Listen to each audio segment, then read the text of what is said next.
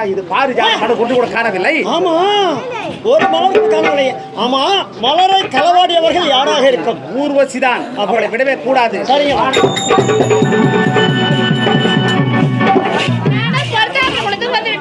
சரி சரி, இப்பதான் நீராட வேண்டுமே.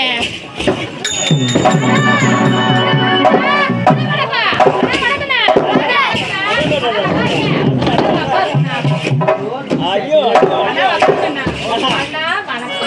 வண்ணா வணக்கம், வண்ணா வணக்கம், வண்ணா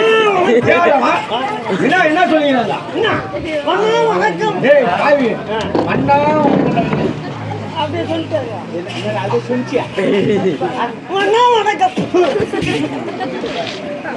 என்ன பணிவோடு என்னை பார்த்து அண்ணா வணக்கறதா சொன்னான். வண்ணா வணக்கம். தேவலோகத்தை விட்டு மத்தியலோகம் வந்தோம். மத்தியலோகத்தின் பூலோகம் பூலோகத்துக்கு பூலோகம் வந்த உடனே எனக்கு புத்தி மாறிவிட்டது. என்னன்னா சொல்றீங்க? அண்ணா என்கின்ற வார்த்தையை மறந்துவிட்டு அத்தான் என்று கட்டிப்பிடித்த கண்ணத்துல ஒரே ஒரு முத்தம், அது போதுமே. அண்ணா போதுங்க. நாம இருவருமே யாரு? நாம இருவருமே தேவலோகத்தை சேர்ந்தவங்க. அப்படி இருக்கும்போது அண்ணான்ற வார்த்தையை மறந்துவிட்டு உங்களை அத்தான்னு கூப்பிட்டு ஒரு முத்தம் பண்ண கொடுக்கணுமா? போதுங்க அண்ணா. இதெல்லாம் முட்டாள்தனம்.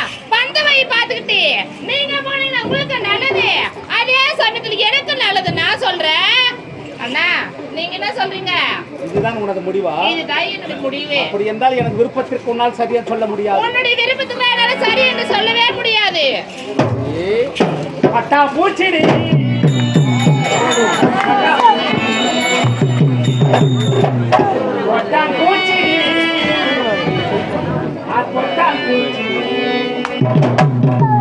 பழப்பழனி ஜொலிக்கிறேன்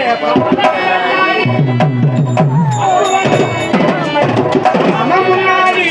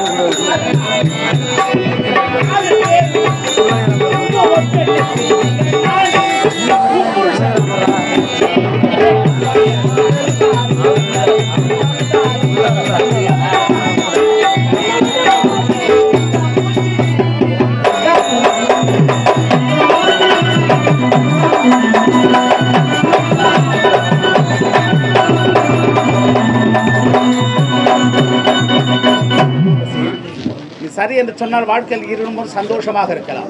இல்லை என்றால் உனது விதிப்படிதான் நடக்க என்ன கூடாது. இவ்வளவு நேரம் நான் உனக்கு அண்ணன்ற மரியாதை கொடுத்தேன். இனி உனக்கு மரியாதையே கிடையாது. முட்டை காட்டு பையா. டேய் அடா மதியில மூடா. உடே காதுல ஒரு கேடா. வந்தவை பார்த்துட்டு போடா டேய். அடி மக வாடா.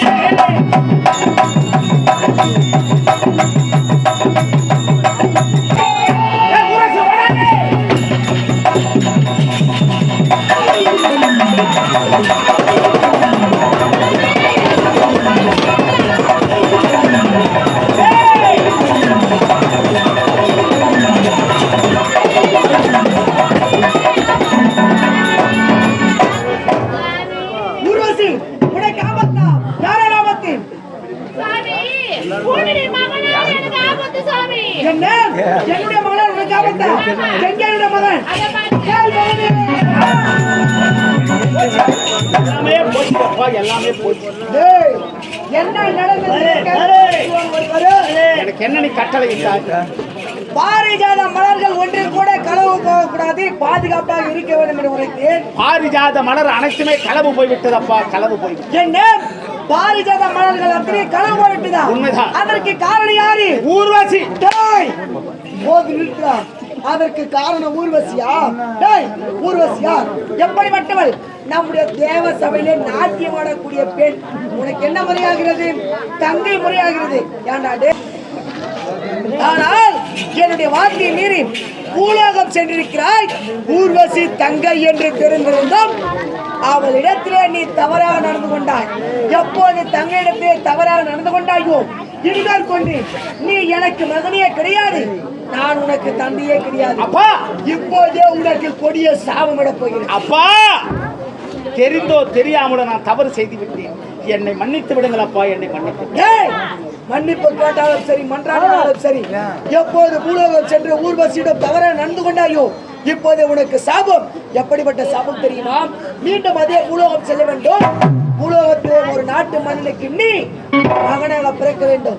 மகனாக பிறந்து அங்கு ஒரு இன்ப துன்பங்களை ஆண்டு அனுபவித்து மாண்டு மடிந்து வந்தால் உன்னை என்னுடைய மகனாக ஏற்றுக்கொள்வேன். கொடுத்தேன்.